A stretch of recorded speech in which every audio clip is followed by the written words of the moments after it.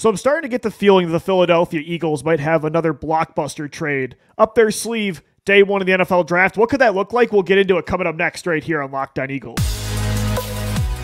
You are Locked On Eagles, your daily Philadelphia Eagles podcast.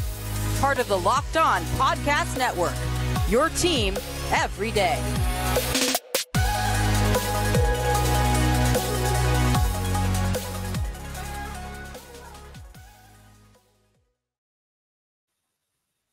Welcome in, Eagles fans. I'm Louis DiBiase, co-host of the Locked On Eagles podcast. Eagles analyst also over at Bleacher Report. He's Gino Camilleri, our scouting director, also an analyst at Bleacher Report, and my co-host. On today's edition of Locked On Eagles, we explore a potential draft day trade for players for players that Howie Roseman could explore. Also, which version of Howie Roseman are we going to get on draft day? We've seen some different variants of Howie during the draft throughout the years. And also, what are Gino and I, our overall draft philosophies? We'll get into all that and more. We thank you so much for making Locked On Eagles your first listen each and every day. And today's episode of Locked On Eagles is brought to you by FanDuel. Make every moment more. Right now, new customers get $200 back in bonus bets with any winning $5 bet. That's $200 back if your bet wins. Visit FanDuel.com/LockedOn today to get started. And yeah, I don't know, Gino, maybe it's because of all the Hassan Reddick news and also just the fact that the Eagles still have some big needs on both sides of the ball, like specifically cornerback. That's the elephant in the room.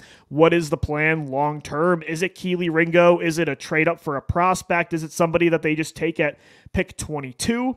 Is there a trade? And so between those two things and just the fact of the matter that Howie Roseman always makes moves on draft day, I just have this feeling that there's going to be something big that happens. Maybe it is a move up the board, but maybe it's like an A.J. Brown type of trade 2 years ago, which just was not really on our radar, where it could involve star players from Philly and or another team. Do you think it would be as big as something like an A.J. Brown? I don't know if it would be like A.J. Brown, but I think it would be for, like, Hassan Reddick's a big name to get traded on draft day, so it might be the Eagles sending a star to another team. But there are some players out there that could carry some weight. And if you remember that trade, Gino, I don't think any of us really had A.J. Brown on our radar as a trade candidate. So maybe it could be that big, and we just don't know that Patrick Surtain's available right now or somebody else. If you go back and see my reaction, which is a literal real-time GIF/meme in the making, nobody had any idea. A noise came out of me. I don't even know what that was. I was just dumbfounded. I mean, I'll never react to that again. LOE soundboard within 15 minutes there, but that was the name that you just said that I'm thinking could be on the same level of that type of trade. Like, it would have to be a Patrick Surtain. Is that realistic? With Howie Roseman, you can never say never. There were two guys that you talked about today on Twitter. You put out a poll. Yeah. Greg Newsome, Jaycee Horn. I think those players in that type of situation, very similar to Patrick Surtain, where they're coming off of their first contract. You're probably going to have to go and pay them like you did when you acquired Darius Slay. Is it going to cost as much to get a Greg Newsome or a Jaycee Horn? Absolutely not. Would Howie Roseman be willing to buck up and just say, all right, here's our first round pick if the board doesn't fall our way? That's how I think it plays out, Lou. And if their idea is we want cornerback day one, we have three guys that we have in mind, the three that we talk about all the time on the show, Terry and Arnold, Kenyon Mitchell, Nate Wiggins is like that next guy up. What if all three of them are gone? Yeah. They're sitting there at 22 and Denver has their guys and they want to make another pick, and you're saying, all right, we'll give you 22, then some. We'll drum up a trade later down the road, and we could get into the semantics of that later in the show. But that's what you would have to believe would be the situation. Howie Roseman, optionality. Would he have that in place by the time they got to their pick? That seems to be the case when they traded for A.J. Brown, that they knew coming into that draft, if the board fell a certain way, that they were going to make that trade happen. And that's what happened to receiver, right? It could potentially happen, Lou. I mean, look at how bad Denver is going to. I mean, they have no quarterback right now. Who's going to be throwing the football? Jerry Jeudy gets sent out of town. Who knows how long it's going to be the next time before they compete? That would be something that, in my opinion, would be worth it. But the teams like Cleveland, I think it makes a lot of sense because they're ready to compete. Hey, maybe Hassan Reddick could be of use to them, and Greg Newsome could be of use to us, and we just do a player for player trade. Yeah, that's the thing. I think Reddick and another player could be involved. It could be you get a pick for Reddick and then you use that to go get one of these corners, or you say, yeah, the Cleveland Browns want Hassan Reddick, or the Carolina Panthers do to pair up with Jadeveon Clowney, who they just signed. I'm not so sure, but I like that you mentioned that it does depend on the way the board falls, because, and this is where I started to think about this topic, because yesterday I said the number one scenario I want to play out is the Eagles trade up for Quinyon Mitchell, the cornerback from Toledo. But let's say they just can't get up in time for Terry and Arnold or Mitchell, who I think are on another tier compared to Nate Wiggins for what the Eagles would look for. That would be the preference. But if the board doesn't fall that way, that's kind of what happened with A.J. Brown, because if I'm not mistaken, they had their eyes on Garrett Wilson for a bit, and it was whether they were exploring a trade-up or if he fell, they would have really liked him, and then once the Jets took him, not that they just, it wasn't just to him. Brown. Jameson Williams, it was all of those wide receivers just went off the board so early. Chris Olave went off at 11 to New Orleans, who traded up, and they moved a first-round pick. So that's the disaster scenario that we're talking about. This is the plan B.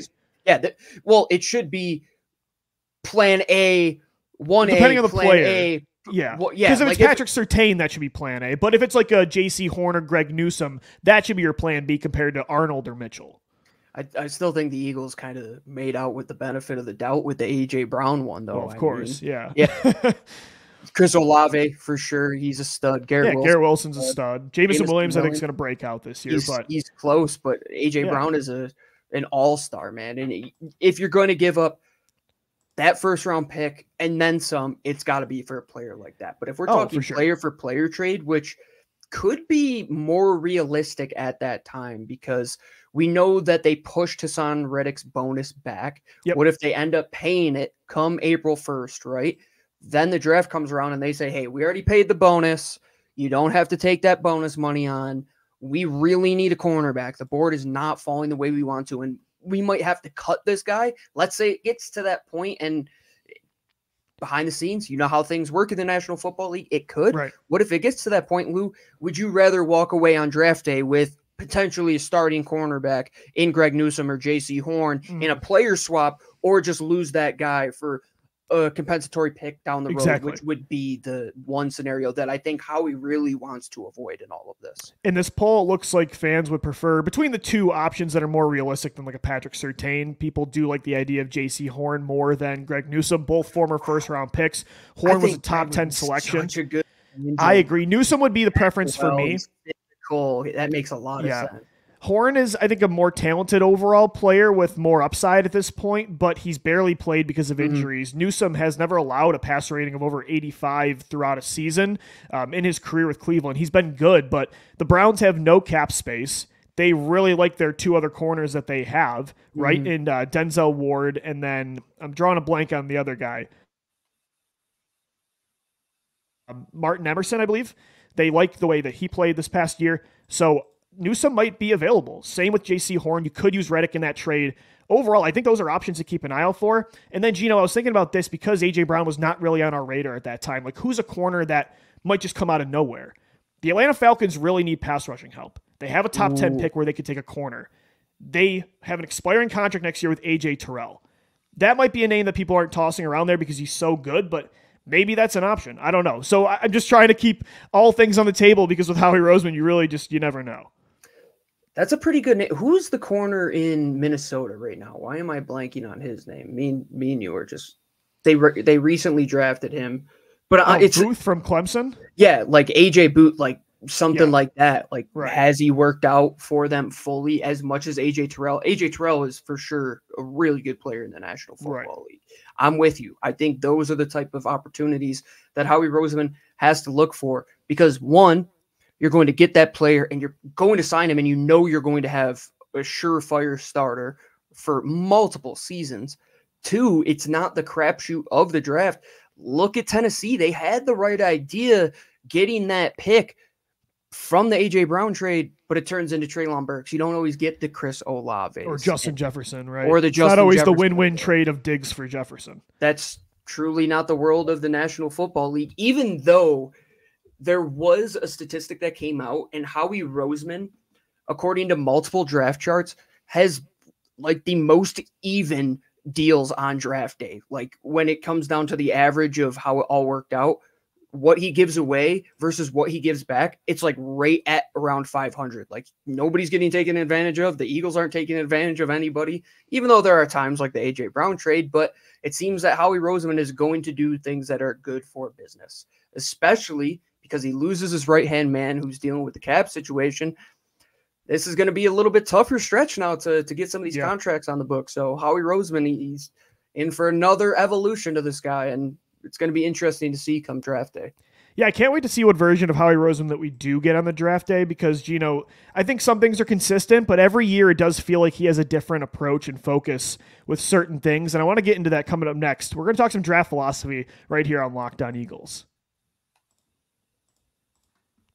Today's episode of the Locked On Eagles podcast is brought to you by Game Time. You shouldn't have to worry when you buy tickets to your next big event. Game Time is the fast and easy way to buy tickets for all the sports, music. I've been so into comedy lately thanks to Game Time. Theater, all the events near you with killer last-minute deals, all-in prices, views from your seat, and their best price guarantee. Game Time takes the guesswork out of buying tickets. They're the only ticketing app that gives you complete peace of mind with your purchase, so you can see the view from your seat before you buy, so you know exactly what to expect when you arrive. All-in prices show your total up front, so you know you're getting a great deal before you check out. You can buy tickets in seconds just with 2 taps. They're obsessed with finding ways to help you save money on your tickets. So take the guesswork out of buying tickets with Game Time. Download the Game Time app, create an account, use our code LOCKEDON. You're going to get $20 off your first purchase. Terms do apply. Again, create an account, redeem that code LOCKEDON for $20 off. Download Game Time today. Last-minute tickets, lowest price, guaranteed.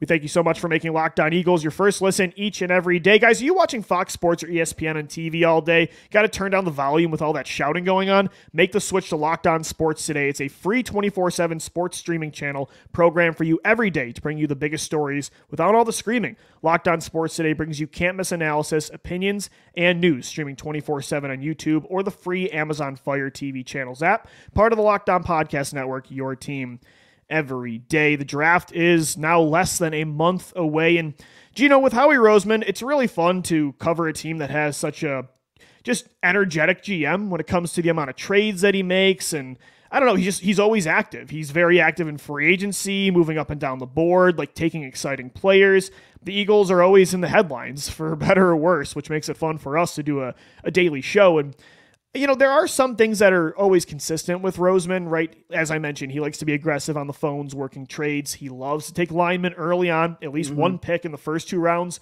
will go towards an offensive or defensive lineman.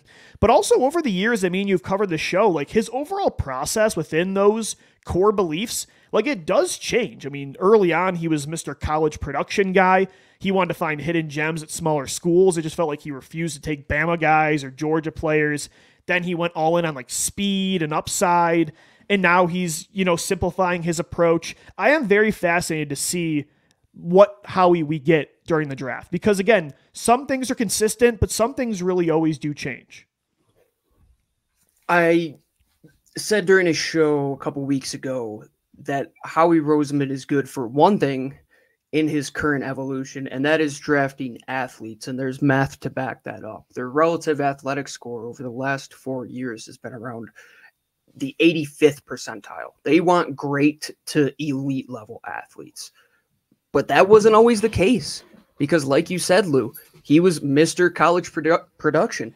Look at the Marcus Smith, Jordan Matthews draft, right? That was really before there was like this split of power between these two guys, and there was the talks that Chip Kelly wanted to draft Jordan Matthews in the first round, and then Howie's like, we can get him in another round, just chill. Yeah, like just relax. But then they ended up drafting Marcus Smith because they tried to outsmart everybody, and it's like, and you could have said we could get him in 2 rounds. Howie, chill. And at the end of the day, neither of them were really good athletes. They were good in college and had really good production. Marcus Smith had that crazy senior year, which kind of put him on the map, and Jordan Matthews was the only player at Vanderbilt that was worth a dang on that team. And then you look how things started to change after that. Once Chip Kelly is gone and then Doug Peterson comes in, you get into this draft that's almost kind of making up for the Chip Kelly era. And it was kind of getting back to basics. Let's draft a quarterback. Let's draft offensive linemen. Let's get help via the weapons. Did it always work out? No. Sometimes you get the 2017 draft classes that the names look good on paper, but do they work out? Absolutely not.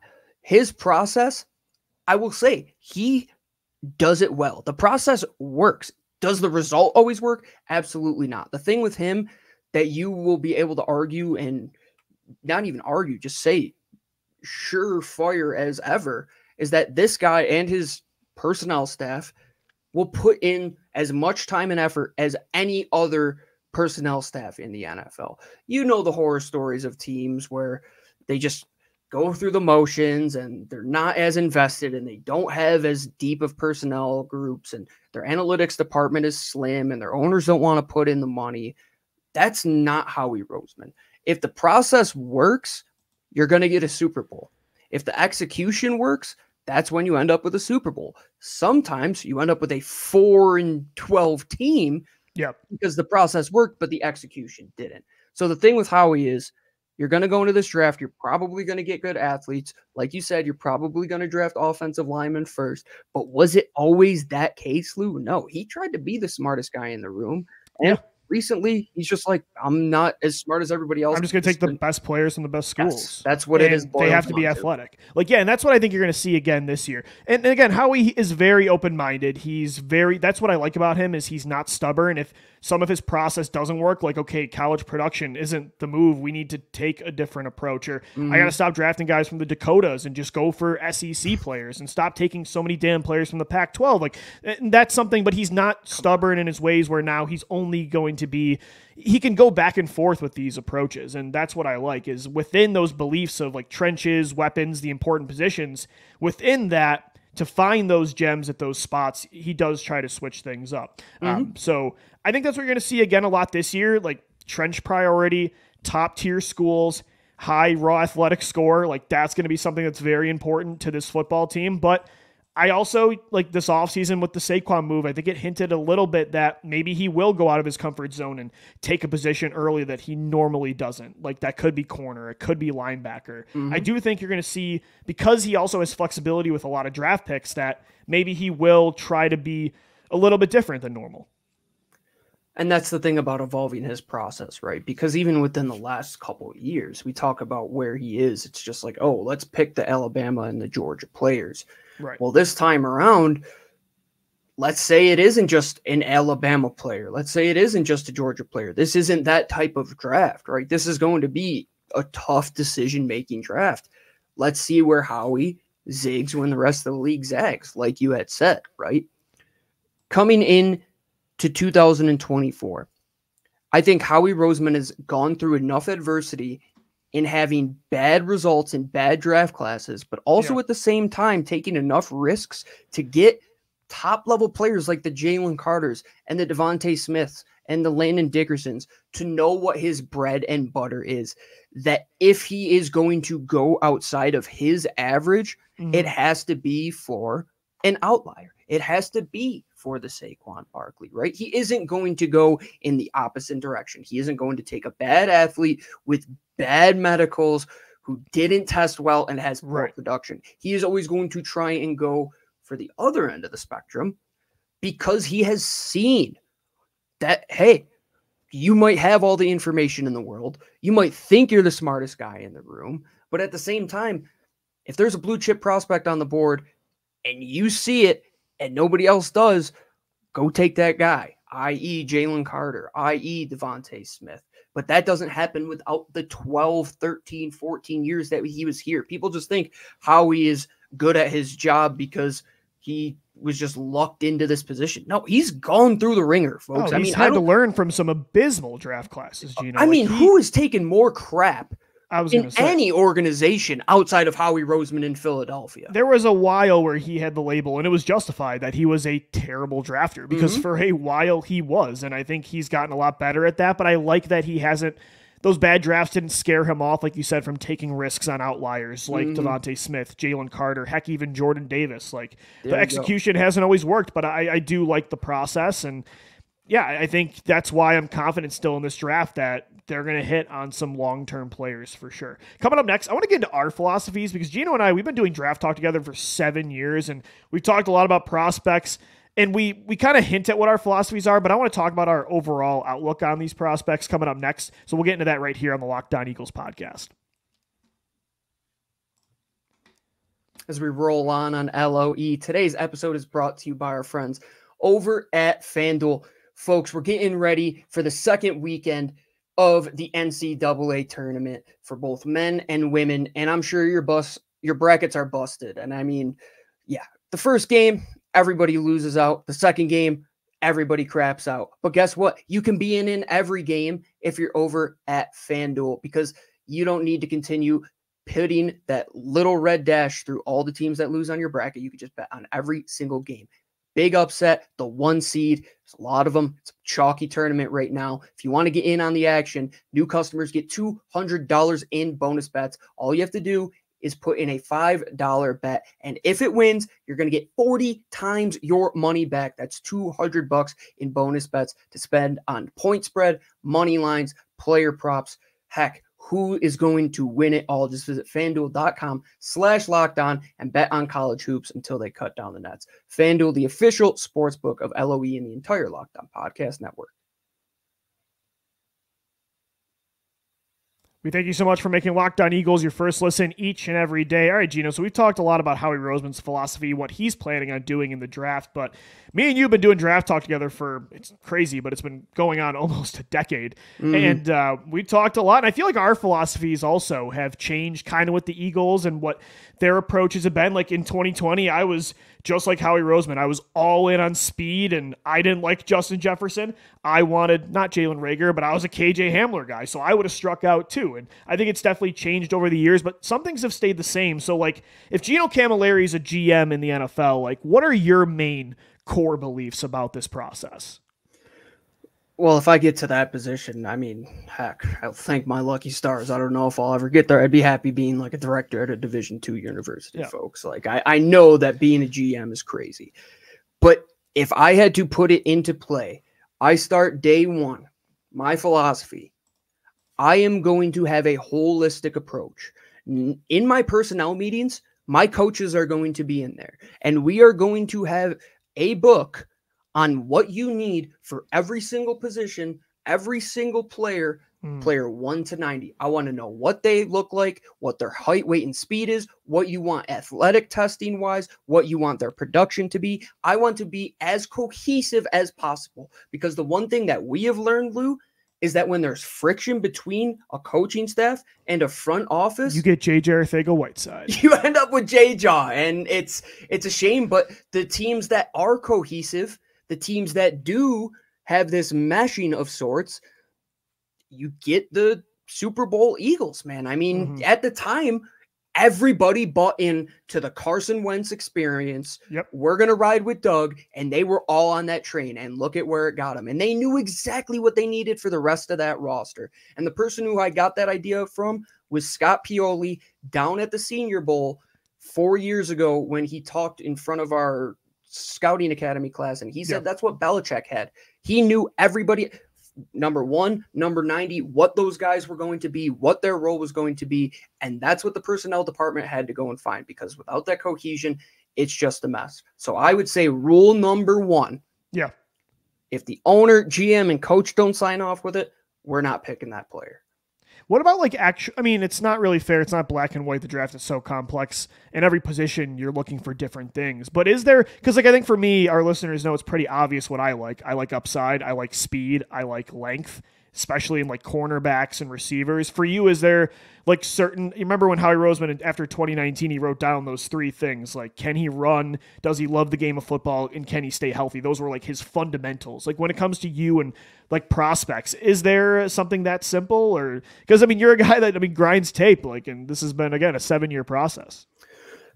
I think the one thing that I've really learned since I've started Locked On and been able to work with CGS and getting to like know these prospects is the behind the scenes, and like the will to actually go and be a professional football player plays so much more into these decisions. I mean, you hear about all these quote unquote off field concerns with different prospects. Let's go back to like Kayvon Thibodeau. I remember they were mad that he was like getting involved in these what are they, like Bitcoin and stuff like that, just like those crap coins and stuff. Crypto. And like crypto. Yeah, I don't know why I was blanking on that word, and people are like, oh, does he really love football? And you come to find out that a lot of these guys just happen to be good at football, and it's allowed them to like progress in life, but that's not what they want to do. Like, no fault of their own, but that's a grind, dude. Like, it's 12 months a year to put in the work, to move your family in the blink of an eye, to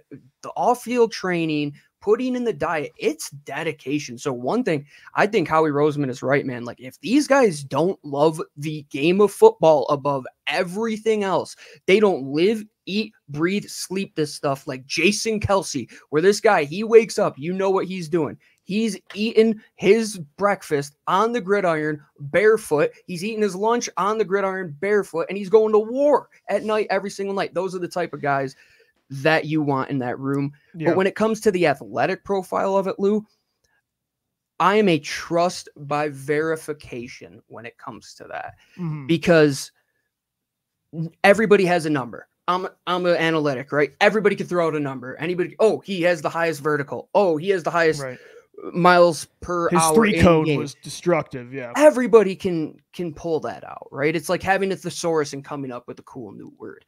But did you see examples of that on tape, which then in the combine testing confirmed what you already had seen?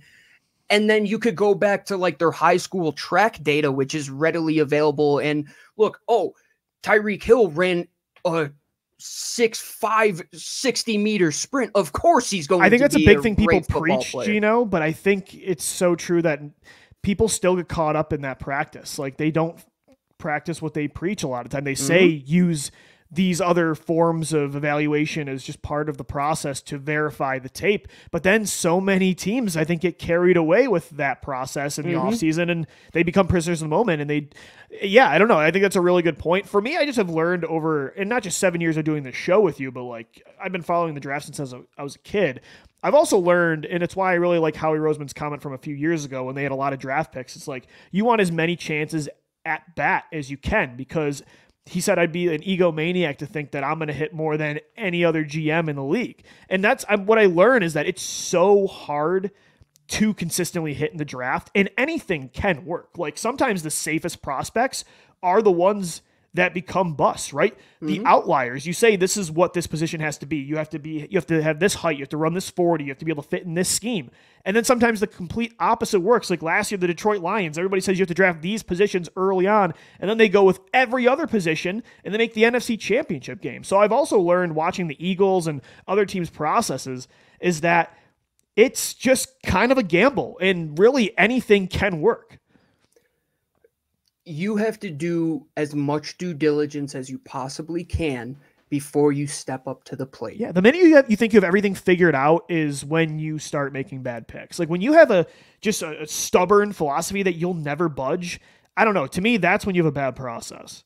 100%. That's when you get left in the dust. I mean, let's go to college basketball right now with like the John Calipari's with Kentucky, right? It's like, he's not changing who he is to keep up with the modern game. Like, yeah, you're going to get left in the dust. Howie Roseman, there was a time when it's like, he's got to shit or get off the pot. Like, excuse my French. And if he's going to change his philosophy, and he ended up doing that. And you have to be willing to evolve with the sport, evolve with numbers, and be willing to say, and a lot of scouts will not do this, and people online will not do this, that you were wrong in your evaluations at time, but learn from them.